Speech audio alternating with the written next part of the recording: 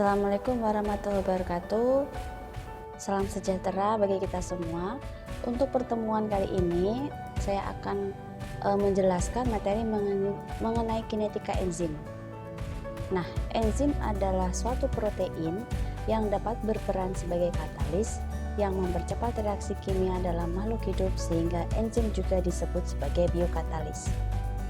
Beberapa definisi dari enzim juga dapat dikatakan sebagai bahwa enzim adalah suatu molekul protein, dan protein merupakan makromolekul. Enzim merupakan memiliki kekuatan katalitik yang lebih besar dibandingkan katalis sintetik atau anorganik, memiliki spesifitas yang tinggi terhadap substrat, dapat mempercepat reaksi kimia, berfungsi dalam larutan berair di dalam kondisi suhu dan pH tertentu, dan aktivitasnya bergantung pada konformasi strukturnya, karena enzim dapat bereaksi dengan bentuk struktur-struktur tertentu dan pada pH dan kondisi suhu yang berbeda-beda. Karena enzim merupakan makromolekul, maka dia suatu molekul yang sangat besar, memiliki berat molekul 12.000 hingga 1 juta Dalton. Bisa dibayangkan, jadi artinya dia suatu molekul yang sangat besar sekali.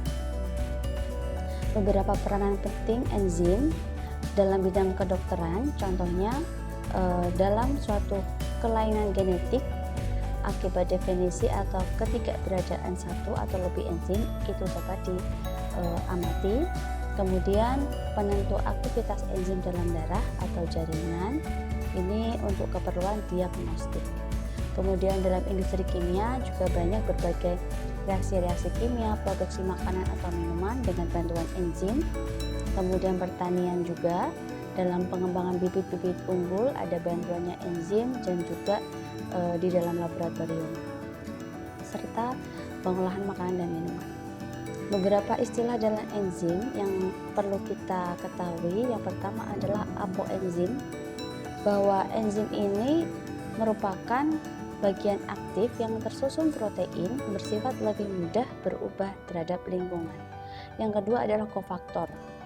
Jadi kofaktor ini termasuk senyawa tambahan yang berupa organik maupun anorganik yang memang dibutuhkan enzim supaya aktif. Komponen non-protein ini biasanya terdiri dari aktivator, kemudian gugus prostetik. Selanjutnya koenzim. Koenzim ini adalah molekul organik non-protein kompleks, contohnya NAD, ATP, vitamin, ini merupakan kelompok dalam koenzim. Nah, ini adalah gambar bahwa gugus prostetik ini kondisinya di dalam enzim, kemudian koenzim juga ada di dalam enzim. Sedangkan kalau kita amati bentuk dari enzim dan substrat ini, dia seperti lock and key, mereka berpasangan dan berkesesuaian. Yang keempat, aktivator. Jadi aktivator ini merupakan kofaktor yang berupa ion-ion logam, misalnya mangan, Mn, kemudian zinc atau Zn. Selanjutnya gugus prostetik, yaitu yang terikat kuat pada molekul enzim. Kemudian ada isoenzim yang tiap susunannya itu terdiri dari beberapa amino atau asam-asam amino yang berbeda-beda membentuk suatu ikatan polipeptida. Ada proenzim atau zimogen, yaitu enzim yang tidak aktif, contohnya adalah pepsinogen. Nah, pepsinogen jika enzimnya dalam inaktif atau tidak aktif maka disebut pepsid. Nah, kalau tadi enzim, nah sekarang substrat. Jadi substrat ini adalah tempat atau media di mana enzim bekerja. Jadi kalau tidak ada substrat maka enzim tersebut tidak dapat bekerja. Kemudian selain ada substrat juga ada sisi aktif atau active site yang bagian dari enzim yang berperan dalam mengikat substrat. Jadi pada enzim-enzim tertentu sisi aktifnya itu tidak pada lokasi yang sama, tentunya pada lokasi yang berbeda-beda pada setiap enzim. Nah, enzim yang terikat pada kofaktor disebut holoenzim, sedangkan yang enzim bekerja di dalam sel intraseluler, sedangkan yang di luar sel namanya ekstraseluler. Bagaimanakah enzim bekerja? Kalau kita pasti banyak menganalogikan atau membayangkan enzim bekerja itu bagaimana sih? Nah, kalau kita membuat simulasi, ini simulasi sederhana bahwa dalam suatu botol ini dicampurkan suatu larutan biru, di sini dianggap substrat, dan yang berwarna orange ini sebagai enzim. Substrat dan enzim ini dijadikan satu, kemudian akan membentuk kompleks enzim dan substrat, atau dia yang kondisi intermediat di tengah-tengah antara dia mau bergabung dan dia mau berpisah membentuk produk. Nah, selanjutnya ini gambaran bahwa energi jika adanya enzim, suatu reaksi dengan adanya enzim atau tanpa adanya enzim. Dalam suatu reaksi kimia, bahwa ada yang mempercepat reaksi adalah dengan tambahannya katalis. Nah, karena enzim ini dapat berfungsi sebagai biokatalis, dapat mempercepat reaksi, dapat digambarkan seperti di gambar, bahwa untuk grafik yang warna hijau ini adalah yang dengan katalis, yang merah ini tanpa katalis. Nah, kalau kita lihat untuk rentang energi yang dihasilkan pada garis merah ini merupakan lebih tinggi atau energinya lebih besar dibandingkan yang garis hijau. Artinya energi yang dikeluarkan untuk katalis itu sangat kecil dibandingkan yang tanpa katalis, dengan harapan produk yang dihasilkan hasil akhirnya adalah sama. Nah, ini gambarannya bahwa ada reaktan A dan reaktan B yang secara terpisah dia berinteraksi dengan satu enzim yang berdekatan, kemudian ternyata setelah berdekatan kedua reaktan tersebut ternyata cocok masuk ke dalam lokasi situs aktifnya enzim. Akhirnya reaktan A dan B membentuk suatu produk yaitu AB. Nah, kalau yang tadi dalam bentuk contohnya balok, kalau sekarang ini yang bentuknya dia seperti kunci. Jadi karena prinsip reaksi dari suatu enzim itu lock and key, apabila situs aktifnya itu dia berkesesuaian bentuknya, sifatnya, kemudian dapat berinteraksi, maka substratnya ini akan bergabung bersama enzim membentuk produk baru. Nah, dari kacamata kinetika reaksi, ini kita mempelajari dulu dasar dari kinetika reaksi. Ada reaktan A dan B membentuk suatu C dan D. Nah, dalam reaksi di PPT ini ada dua reaksi. Yang pertama dia membentuk produk C dan D atau ke kanan, reaksi ke kanan dengan konstantanya adalah K1. Sedangkan jika dia reaksinya berbalik atau ke kiri, maka konstantanya adalah K-1. Nah, untuk laju reaksi yang berpengaruh adalah reaktannya. Untuk kacamata yang konstanta K1, reaksi yang bergeser ke kanan, berjalan ke kanan, reaktannya adalah A dan B, sehingga laju reaksinya dapat ditulis K1 dikali reaktan A dikali reaktan B. Tetapi untuk reaksi yang berjalan ke arah kiri, reaktannya bukan lagi A dan B, karena A dan B berperan sebagai produk. Untuk reaksi yang berjalan ke arah kiri, maka reaktannya adalah C dan D, sehingga laju reaksinya dituliskan K-1 dikali konsentrasi C dikali konsentrasi D. Ini juga gambaran suatu laju reaksi terhadap energi, bahwa laju reaksi ke kanan dan ke kiri itu sama, hanya saja untuk yang ke kiri dia berkebalikan sehingga nilai K-nya adalah -1. Dalam laju reaksi mula-mula dapat dirumuskan menjadi K2 kali E kali S, karena di sini nilai K-nya adalah K2. Kalau kita lihat reaksi sebelumnya, di sini untuk ES reaksi ke kanan, konstantanya yang menggunakan K2, maka reaktannya adalah ES, sehingga dituliskan K2 kali ES, dan ES dituliskan menjadi E0 atau enzim mula-mula dikali substrat dibagi Km plus substrat.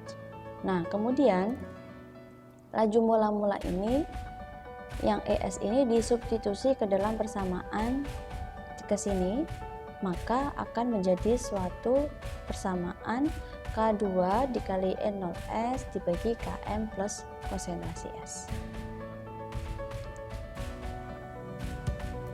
Kemudian persamaan yang tadi bisa disederhanakan menjadi K2 kali E0 itu suatu laju maksimal, sehingga Vmax kali S per Km plus S. Ini merupakan persamaan Michael-Menten. Nah, untuk pembentukan kompleks tadi, reaksi sebelah kiri dengan reaksi sebelah kanan tentunya harus sama, sehingga persamaan tersebut dapat diturunkan menjadi E0 minus ES dikali S per ES, sehingga disederhanakan jadi K-1 plus K2 per K1. Ini suatu proses substitusi saja, jadi untuk menentukan nilai Km itu bisa menggunakan rumus yang seperti ini. Namun apabila di dalam suatu soal biasanya diketahui nilai Km-nya, kecuali ada perintah untuk menentukan nilai Km, maka bisa dicari dengan rumus tertera di sini. Nah, ini adalah laju konsentrasi substrat terhadap Km. Jadi Km di sini adalah konstanta Michael-Mentensnya. Seiring bertambahnya konstantanya semakin besar, maka laju setengahnya atau waktu paruhnya juga semakin bertambah. Nah, persamaan Michael-Mentens ini juga bisa dikonformasi untuk dalam bentuk persamaan regresi linear menjadi 1/V.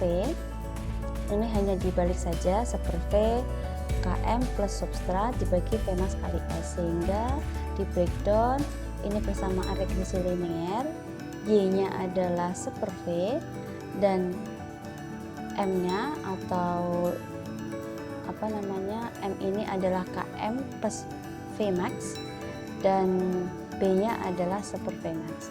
Nah, M di sini adalah B di sini 1/Vmax adalah intercept, sedangkan yang ada variabel X-nya Km per Vmax ini disebut sebagai, saya lupa, slope. Ya, slope.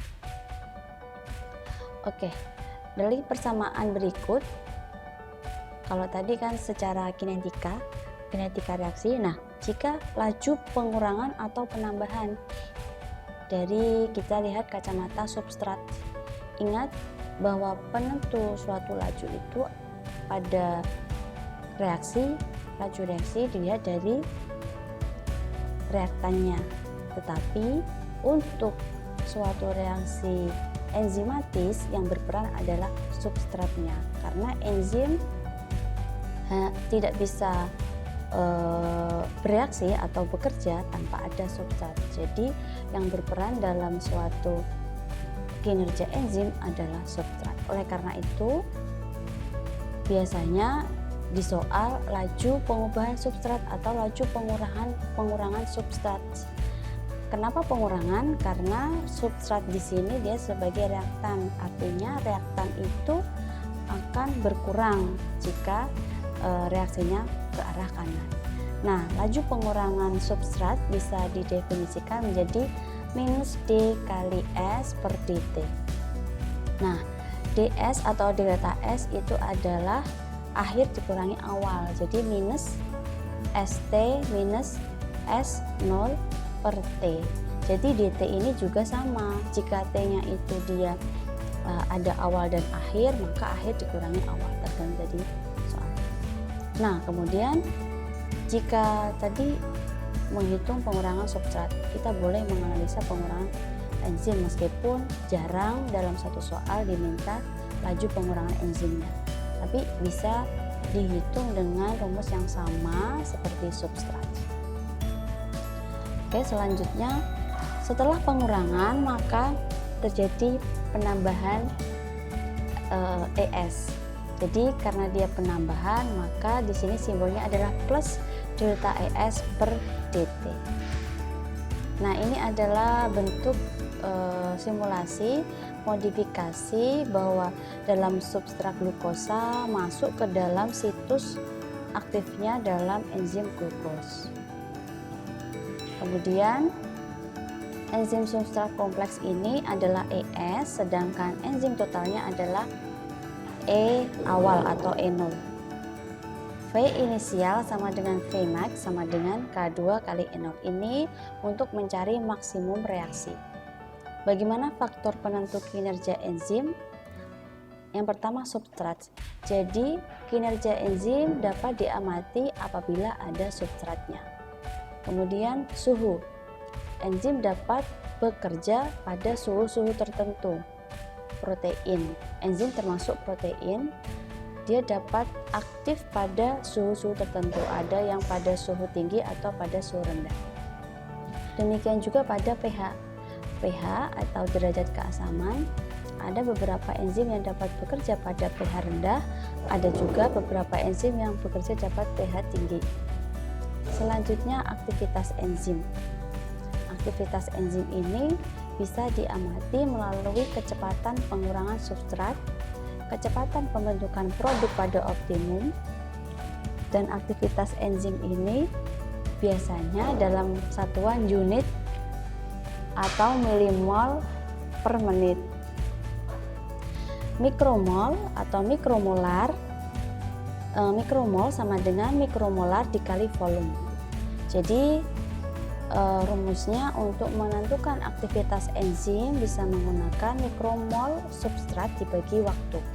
Sedangkan aktivitas enzim spesifik yaitu unit per mikrogram, artinya aktivitas enzim dibagi massa enzim. Oke, demikian untuk materi enzim, kurang lebihnya mohon maaf. Wassalamualaikum warahmatullahi wabarakatuh.